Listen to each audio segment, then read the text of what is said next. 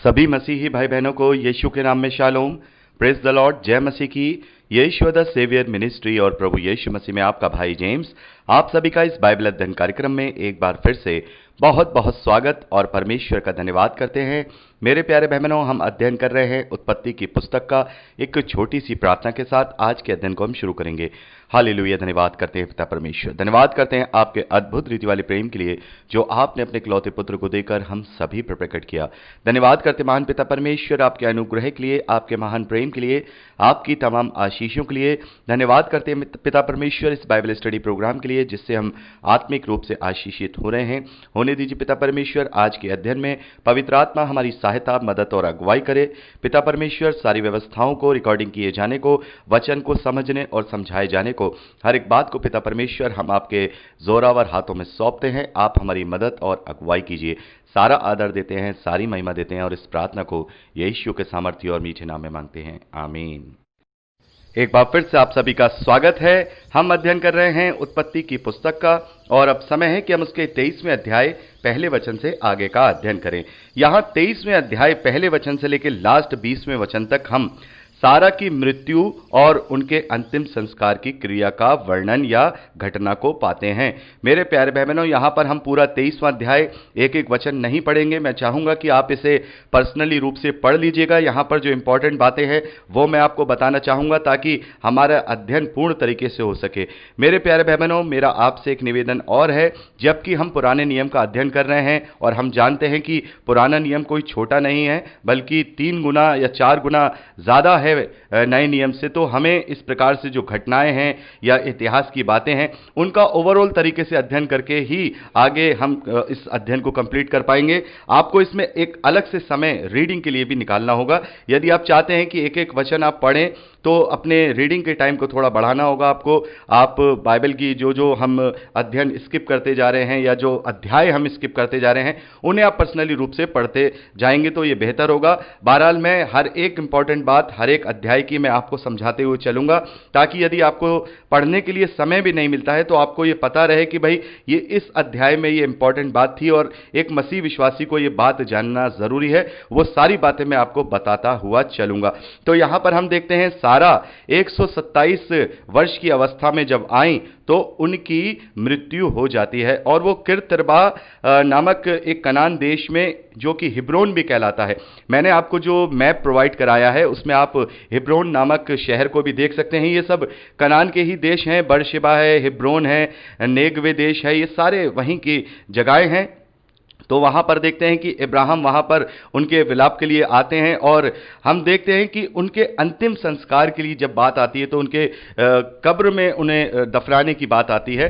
तो मेरे प्यारे भाई बहनों, हम देखते हैं कि जो पुराने समय में जो अंतिम संस्कार किया जाता था, जो इजरायलियों में भी प्रचलित है, तो वो ये है कि या तो कब्र में नीचे मिट्टी में दफन करके उनका अंतिम संस्कार किया जाता है या फिर किसी गुफा में रख करके उसका दरवाज़ा सील कर दिया जाता है। जैसे हम प्रभु यीशु मसीह के समय में देखते हैं कि प्रभु यीशु मसीह के शरीर को भी उस गुफा में रख करके बड़ा सा पत्थर उस पर रख दिया गया था। तो ये तरीके हुआ करते थे उस जमाने में। तो यहाँ पर हम देखते हैं कि इब्राहिम जिनकी बहुत प्रतिष्ठा थी उस कनान देश में और वो जो जगह है जहाँ पर सारा का मृत्यु होती है उस जगह में भी इब्राहिम की काफ़ी प्रतिष्ठा है। आप इसे यहाँ पढ़ सकते हैं आराम से।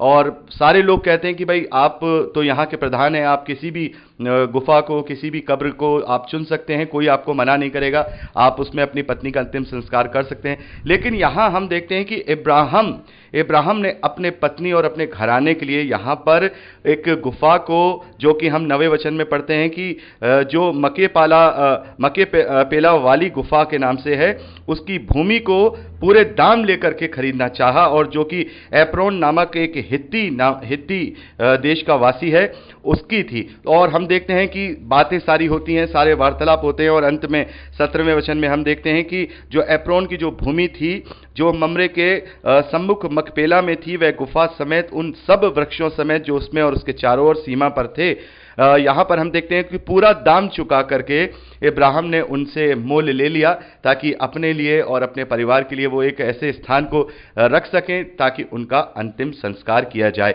तो मेरे प्यारे भाई बहनों, ये सब बातें जो हम यहाँ पर 23वें अध्याय में पढ़ते हैं उसमें मसीही विश्वासियों को आत्मिकता में कोई बढ़ने वाली बात नहीं है। ये सारी चीज़ें यहूदियों की परंपराओं से सीधे जोड़ी जाती हैं।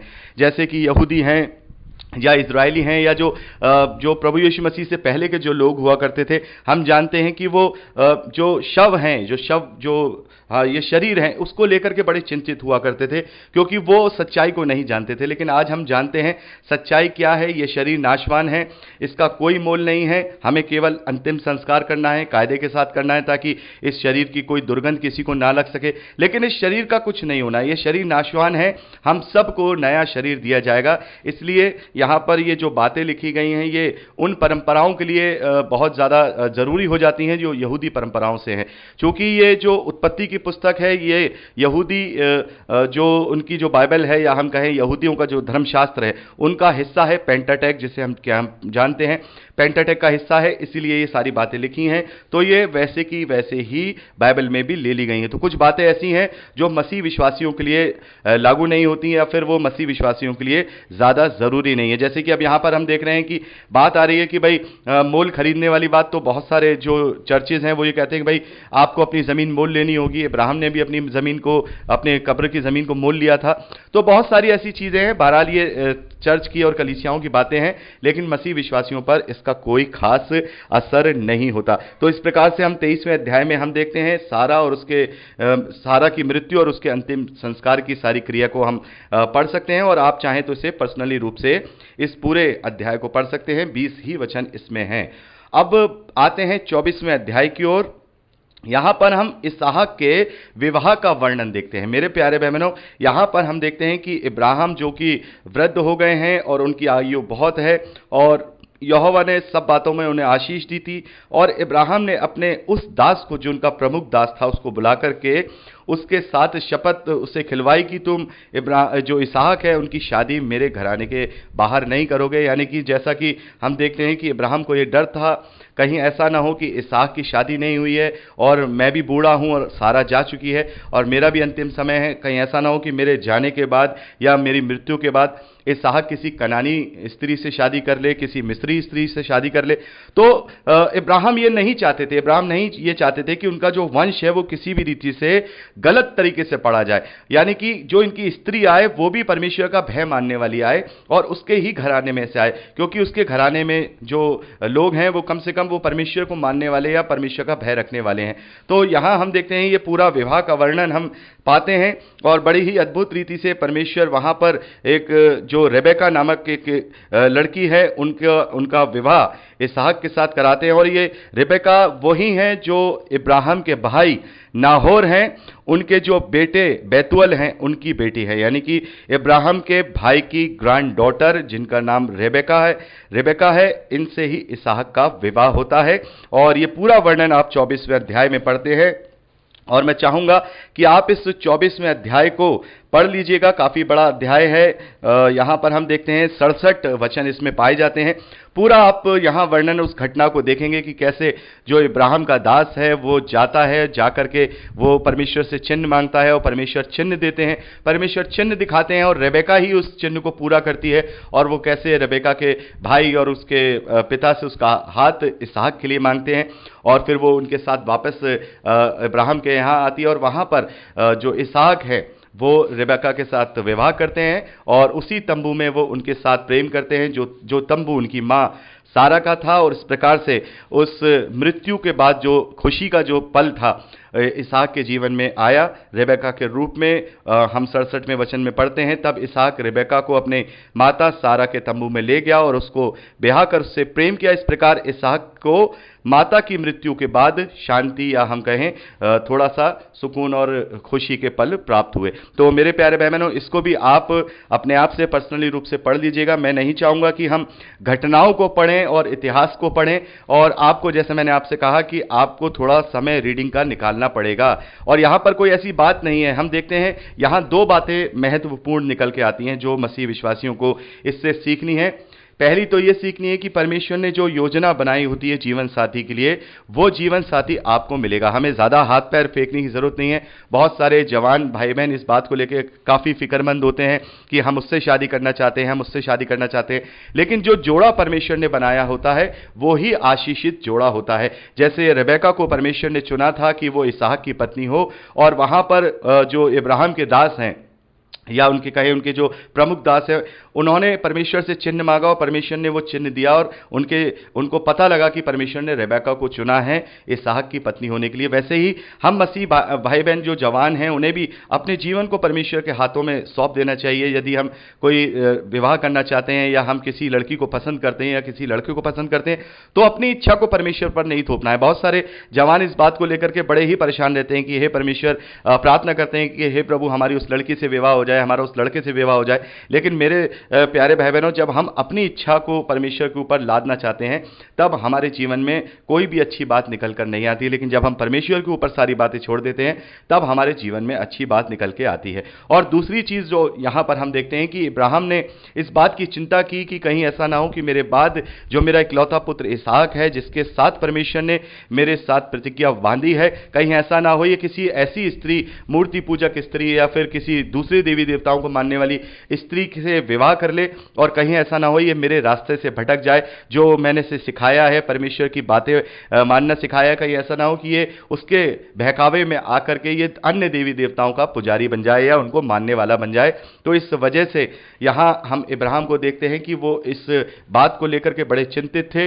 वैसे ही हम मसीह विश्वासियों को भी इस बात के लिए चिंतित रहना चाहिए। जब हम अपना घर बसाने जाएं या हम किसी से विवाह करें, तो इस बात का ध्यान रखें कि जो हमारा जीवन साथी है वो ऐसा हो जिसे हमारे विश्वास से कोई परेशानी ना हो, या फिर वो विश्वासी हो। यदि विश्वासी है तो बहुत अच्छी बात है। दोनों पति पत्नी मिलकर के परमेश्वर की आशीषें जो उनके संतान के रूप में उन्हें मिलेंगी, उन्हें परमेश्वर के वचन पर चला पाएंगी, उन्हें परमेश्वर के लिए एक आत्मा को जीतने वाला बना पाएंगी। तो इस प्रकार से एक जिंदगी एक सहज होती है। यदि हम विश्वासी होकर, यदि हम विश्वासी का साथ मांगे या विश्वासी का साथ चाहेंगे, तो ये बहुत अच्छी बात है कि आगे आने वाले जीवन में हमारा पैर फिसलने का डर नहीं रहता है। तो ये बातें हमें इन वचनों से या इन घटनाओं से सीखने को मिलती हैं। बहरहाल आप इन्हें मेरे प्यारे भाई बहनों, यहाँ पर हमने 22वें और 23वें अध्यायों का ओवरऑल तरीके से अध्ययन किया है, और अब हम 25वें अध्याय का अध्ययन अगली रिकॉर्डिंग में करेंगे। प्रभु आप सबको बहुत आयत की आशीष दे। Praise the Lord. जय मसीह की। एक बार फिर से आप सभी का स्वागत है। हम अध्ययन कर रहे हैं उत्पत्ति की पुस्तक का, और अब समय है कि हम उसके 25वें अध्याय पहले वचन से आगे का अध्ययन करें। यहां पहले वचन से लेके 6ठे वचन तक इब्राहिम के और दूसरे अन्य वंशजों के विषय में लिखा गया है। यहां लिखा है, तब अब्राहम ने एक और पत्नी ब्याह ली जिसका नाम कतूरा था। उससे जिम्रान, योक्षान, मदान, मेगान, यिशबाक और शूह उत्पन्न हुए। योक्षान से शबा और दादान उत्पन्न हुए, और दादान के वंश में अशूरी, लतूशी और लुम्मी लोग हुए। मेगान के पुत्र एपा, एपेर, हनोक, अबीदा और एल्दा हुए। ये सब कतूरा की संतान हुए। आगे लिखा है, इसहाक को तो इब्राहिम ने अपना सब कुछ दिया, पर अपनी रखेलियों के पुत्रों को कुछ कुछ देकर अपने जीते जी अपने पुत्र इसहाक के पास से पूरब देश में भेज दिया।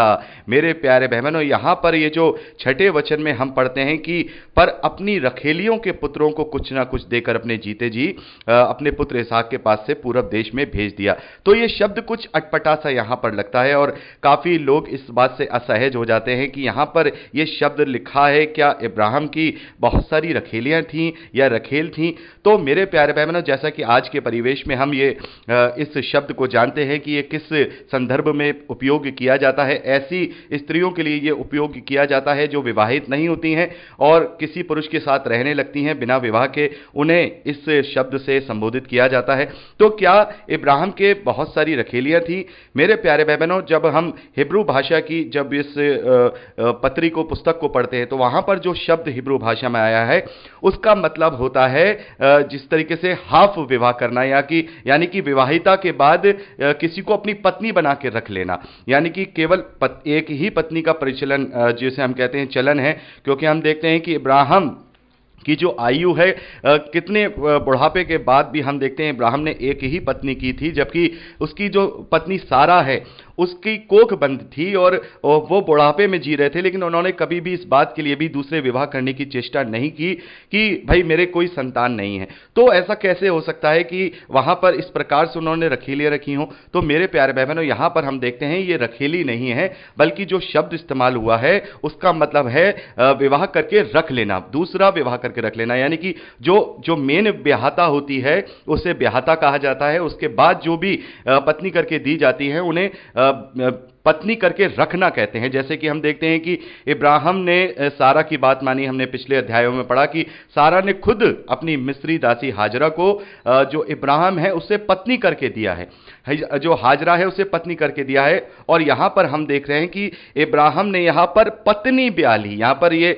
नहीं लिखा है कि उसने रखेली रख ली, यहां पर पत्नी ब्याह ली। तो उसका मतलब यह है कि जो हिब्रू कल्चर के अंदर जो दूसरी पत्नी या तीसरी पत्नी होती है, चाहे वो पत्नी के जीते जी पत्नी ने दे दिया हो, पत्नी की इजाजत से दे दिया हो, या पत्नी के मृत्यु के बाद उसने दूसरा विवाह किया हो, उससे पत्नी बना के रखना ही कहते हैं। असली विवाहिता वही मानी जाती है जो उसकी मेन पत्नी है। जैसे अब इब्राहिम की जो असली ब्याहता है जिससे वंश चला है, इसहाक को ही माना जाता है, क्योंकि उनकी मेन ब्याहता सारा है। और जो हाजरा है उसको भी पत्नी बना करके दिया है, और यहां जो कतूरा है इसको भी पत्नी बना लिया, पत्नी बनाकर ब्याह कर उसे बना लिया। लेकिन यहां पर हम देखते हैं रखेलियों को तो दो यहां पर बात आती है, और इसके अलावा और कोई उनकी पत्नी या रखेली नहीं थी। इब्राहिम की केवल एक पत्नी सारा है और दो पत्नी बना के रखी गई, एक हाजरा जिससे इस्माइल का जन्म हुआ, और एक दूसरी ये कतूरा जिससे अभी हमने 6 पुत्रों के नाम पढ़े। तो यहां पर हम देखते हैं इस प्रकार से इब्राहिम ने इन दो पत्नियों को भी रख करके उनसे भी वंश बनाया, लेकिन परमेश्वर की प्रतिज्ञा इसहाक से है। तो मेरे प्यारे भाई बहनों, आशा करता हूं कि इस कॉन्सेप्ट को आप समझने पाएंगे। आप इस शब्द से बिल्कुल भी विचलित मत होइए, क्योंकि ये जो इसे हम ट्रांसलेशन कहते हैं, ये ट्रांसलेशन बहुत सारी भाषाओं में से कट कट करके आया है। सबसे पहले हिब्रू भाषा में ये पुस्तक है, उसके बाद लैटिन भाषा में हुआ, फिर हम यूनानी ग्रीस भाषा में देखते हैं, ग्रीक भाषा में उसका ट्रांसलेशन हुआ, फिर उसके बाद हम देखते हैं ग्रीक भाषा से जो ओल्ड जो एशियंट इंग्लिश है उसमें ट्रांसलेशन हुआ, फिर धीरे धीरे करके और दूसरी जगहों में भी ट्रांसलेशन हुए। इसकी वजह से उस वक्त जो शब्द बिल्कुल उस वक्त पर्टिकुलर यूज हुआ करते थे वो ही यहां पे लिखा गया है। तो रखेली का मतलब जो दूसरी और तीसरी पत्नी, जैसे हाजरा और तीसरी कतूरा यहां पर ब्याह करके रख ली है, तो ये कोई वैसे ही नहीं रखी गई है बल्कि ब्याह करके रखी गई है। और हमने यहां पर देखा कि इब्राहिम ने अपने आप से कुछ भी नहीं किया। पहली पत्नी जो उसने ब्याहता रखी हाजरा, वो अपनी पत्नी के कहने पर रखी, उसकी पत्नी ने स्वयं अपनी इच्छा के साथ दिया। और दूसरी यहां कतूरा जो उसने ब्याही है वो अपनी पहली पत्नी यानी सारा के मृत्यु के बाद उसने यहां पे विवाह किया है। तो मेरे प्यारे भाई बहनों, यहां पर हम देखते हैं कि इब्राहिम ने अपने जीते जी सारे बंटवारे सब कुछ अपने जीते जी किया। और हम देखते हैं कि इब्राहिम की जो बुद्धि है, जो उस वक्त उनकी जो अकल है, वो हम देखते हैं कि लूत के समय में भी इब्राहिम ने बहुत ही अच्छी समझदारी का काम किया कि हमारे अंदर प्रेम बना रहे, लूत में और मुझ में प्रेम बना रहे। लूत जो कि इब्राहिम के भतीजे हैं उनमें प्रेम बना रहे, और उन्होंने वहां बड़े ही आराम से वहां हर चीज का बंटवारा कर लिया ताकि उनके हृदय का बंटवारा ना हो। और यहां पर हम देखते हैं कि इब्राहिम ने यहां बड़ी बुद्धिमानी के साथ, समझदारी के साथ अपने जीते जी ही जितने भी उसके दूसरे पुत्र थे, जैसे कि हाजरा से इस्माइल है और कतूरा से ये 6 बेटों के नाम लिखे हैं, इन सबको कुछ ना कुछ इनके हिस्से का दे करके इन्हें पूरब देश में भेज दिया। और अपना सब कुछ अपनी जो स्वतंत्र स्त्री यानी कि जो उनकी जो ब्याहता पत्नी है सारा, उनके पुत्र इसहाक को दिया। यहाँ 5वें वचन में हम देखते हैं इसहाक को तो इब्राहिम ने अपना सब कुछ दिया, यानी कि जो इब्राहिम का जो भी कुछ था वो सब कुछ इसहाक का था, क्योंकि वो उनके ब्याहता पत्नी का पुत्र था, असली वंश वही था। बाकी जो उसने जो पत्नी बना के रखे थे उनसे जो पुत्र हुए उनके भी हकों को उसने नहीं मारा, कुछ ना कुछ भी उन्हें दे करके अच्छे से, ताकि अपने वो जीवन को अच्छे से यापन कर सके, उन्हें दे करके अलग देश यानी पूरब देश में भेज दिया। तो हम यहां पर देखते हैं बहुत ही समझदारी से हर एक कार्य इब्राहिम ने यहां किए हैं। तो यहां इस प्रकार से हम देखते हैं कि इब्राहिम के अन्य वंशजों को भी देखते हैं। इसहाक के अलावा हम 7 बेटों को हम इब्राहिम के देखते हैं। पहला हाजरा से इस्माइल और 6 बेटे यहां पर कतूरा नाम की पत्नी से हैं। आगे हम 7वें वचन से लेकर के 11वें वचन तक देखते हैं, इब्राहिम की मृत्यु के वर्णन को देखते हैं। यहां लिखा है, इब्राहिम की सारी आयु 175 वर्ष की हुई। इब्राहिम का दीर्घायु होने के कारण अर्थात पूरे बुढ़ापे की अवस्था में प्राण छूट गए और वह अपने लोगों में जा मिला। उसके पुत्र इसहाक और इस्माइल ने हित्ती सोहर के पुत्र एप्रोन के ममरे की सम्मुख वाली भूमि में जो मकपेला की गुफा थी उसको मिट्टी दी। तो मेरे प्यारे भाई बहनों, यहां पर हम देखते हैं कि इब्राहिम 175 साल की आयु में अपने पूरे जीवन को जीकर मृत्यु को प्राप्त होते हैं और उन्हें वहीं पर दफनाया जाता है जहां पर उन्होंने, अभी हमने 23वें अध्याय में हमने देखा कि जो गुफा और वो ज़मीन जो उन्होंने मोल ली थी उसी के लिए, जो सारा के लिए, वहीं पर उनको उनके बेटों ने उन्हें मिट्टी दी। और हम देखते हैं इस प्रकार से इब्राहिम के मरने के पश्चात परमेश्वर ने उसके पुत्र इसहाक को, जो लहरोई नामक कुएं के पास रहता था, आशीष दी। यानी कि इब्राहिम के बाद परमेश्वर ने जो आशीष इब्राहिम को दी थी, वही आशीर्वाद, वही आशीष उसके बेटे इसहाक को परमेश्वर ने दी। आगे 12वें वचन से लेकर 18वें वचन तक हम इब्राहिम के पुत्र जो हाजरा से उत्पन्न हुआ है, इश्माइल की वंशावली को देखते हैं। आगे लिखा है, इब्राहिम का पुत्र इश्माइल जो सारा की मिस्री दासी हाजरा से उत्पन्न हुआ था, उसकी यह वंशावली है। इश्माइल के पुत्रों के नाम और वंशावली ये हैं, अर्थात इश्माइल का जेठा पुत्र नबायोत, फिर केदार, फिर अदबेल, मिबसाम, मिश्मा, धूमा, मस्सा, हदर, तेमा, यतूर, नपीश, केदाम। इश्माइल के यही पुत्र हुए हैं और इन्हीं के नामों के अनुसार इनके गांवों और छावनियों के नाम पड़े और यही 12 अपने अपने कुलों के प्रधान हुए। तो मेरे प्यारे भाई बहनों, यहां पर हम देखते हैं कि जो इश्माइल हैं उनके 12 पुत्र हैं और उन 12 पुत्रों के अनुसार ही उसका जो वंश है वो आगे बढ़ा है और यही 12 पुत्र उसके वंश के कुल प्रधान हुए हैं। आगे लिखा है, इश्माइल की सारी आयु 127 वर्ष की हुई, तब उसके प्राण छूट गए और वे अपने लोगों में जा मिला। उसके वंश हबीला से शूर तक, जो मिस्र के सम्मुख अशूर के मार्ग में है, बस गए और उनका भाग उनके सब भाई बंधुओं के सम्मुख पड़ा। मेरे प्यारे बहनों, यहां पर हम देखते हैं कि जो इश्माइल के जो वंशज हैं वो हबीला से शूर तक फैल गए। तो ये हबीला नाम का ये जो शहर है, ये जो देश है, हम उत्पत्ति की पुस्तक 2 अध्याय में भी पढ़ते हैं, जहां पर अदन की वाटिका में जो महानदी सींचने के लिए दी गई थी, जो 4 दिशाओं में बटती है, और हमने देखा जो पहली धारा जो बटी है उसका नाम पीशौन है, जिसे हम 2 अध्याय 11वें वचन में पढ़ते हैं उत्पत्ति की पुस्तक में। ये वही है जो हवीला नाम के सारे देश को, जहां सोना मिलता है, घेरे हुए है। तो ये हवीला नाम का जो देश है ये कहां है? मेरे प्यारे बहनों, ये जो हवीला शब्द है ये हिब्रू भाषा का शब्द है, इसका मतलब होता है रेत का देश। तो रेत का देश क्या है? मेरे प्यारे बहनों, हम देखते हैं कि जो इजराइल है उसके हम पूरब में देखें तो सऊदी अरेबिया है और अगर पश्चिम में देखें तो सहारा रेगिस्तान है, यानी अफ्रीका है। तो ये हवीला जो कि कहा गया है रेत का देश, तो ये कौन सा देश है? मेरे प्यारे बहनों, ज्यादातर स्कॉलर्स का ये मानना है ये जो हवीला है ये सऊदी अरेबिया को दर्शाता है, यानी कि जो इस्माइल के वंशज हैं वो पूरे सऊदी अरेबिया से लेकर मिस्र तक फैल गए और इसी कारण से जो उस मिडिल ईस्ट में रहने वाले जो लोग हैं वो अपने आप को इस बात का क्लेम करते हैं कि हम जो हैं वो इस्माइल के वंशज हैं। उनमें से बहुत सारे लोग अपने आप को इस्माइल का वंशज कहते हैं, जिसमें कि जो मुस्लिम लोगों के जो उनके पैगंबर हैं मोहम्मद साहब, वो भी अपने आप को इस्माइल का ही वंशज बताते हैं। तो मेरे प्यारे बहनों, यहां पर हम देखते हैं इस्माइल के भी 12 वंशज हैं और अभी हम आगे पढ़ेंगे जो इब्राहिम के पुत्र इसहाक हैं, उनके जो पुत्र याकूब हुए हैं, उनके भी 12 जो हैं पुत्र हुए हैं, उनसे वंश चला जिन्हें हम इजरायली कहते हैं। तो यहां हम देखते हैं कि 12 का जो अंक है वो बहुत ही महत्वपूर्ण है। किसी भी वंश को दर्शाने के लिए, किसी भी महत्वपूर्ण वंश को दर्शाने के लिए 12 का अंक दिया गया है। हम देखते हैं कि इस्माइल को भी परमेश्वर ने आशीष दी है। हमने उत्पत्ति की पुस्तक उसके 16वें अध्याय और 21वें अध्याय में पढ़ा कि परमेश्वर ने हाजरा के पुत्र इश्माइल को भी आशीष दी है। तो यहां हम देखते हैं कि ये जो 12 का अंक है, जो 12 पुत्र होना है या जो 12 प्रधान होना है, ये वंश को दर्शाते हैं, यानी कि 12 अलग अलग प्रकार के वंश को दर्शाते हैं। और हम बाइबल में बहुत ज्यादा ये अंक देखते हैं कि इश्माइल के भी 12 प्रधान हैं, जो इजरायली हैं उनके 12 गोत्र हैं, प्रभु यीशु मसीह के 12 चेले हैं। बहुत सारे जगह पर हम बाइबल में इस बात को पाते हैं कि 12 का अंक को बहुत ही महत्वपूर्ण स्थान दिया गया है। तो मेरे प्यारे भाई बहनों, यदि आप इसके विषय में और अच्छी तरह से जानना चाहते हैं तो मैंने एक अपने YouTube चैनल पर एक ये संदेश अपलोड किया हुआ है अंक 12 और 7 के विषय में कि ये क्यों महत्वपूर्ण है। और आशा करता हूं आप में से कई भाई बहनों ने या सभी ने इस संदेश को सुना हो। और यदि आपने नहीं सुना है तो आप हमारे YouTube चैनल में जाके वीडियो सेक्शन में इसे देख सकते हैं और करीब 5-6 वीडियो नीचे जाएंगे तो ये आपको लिंक मिल जाएगा।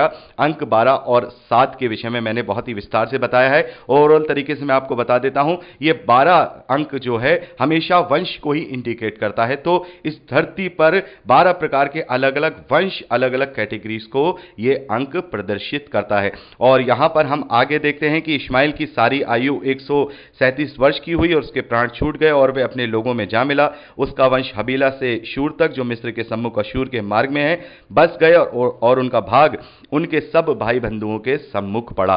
तो मेरे प्यारे भाई बहनों, इस प्रकार से हमने उत्पत्ति की पुस्तक उसका 25वां अध्याय उसके 18वें वचन तक का अध्ययन किया, जिसमें हमने इब्राहिम के जो मृत्यु है उसके विषय में देखा कि सारा की मृत्यु के बाद का उनका जीवन, उन्होंने शादी की और भी वंश हुए और उस प्रकार से अपने पूरे जीवन को जीकर वो मृत्यु को प्राप्त हुए। और यहां पर हमने इश्माइल की वंशावली को भी देखा। अब बात आती है इस्माइल के वंश के, जिसको हम 19वें वचन से आगे पढ़ते हैं।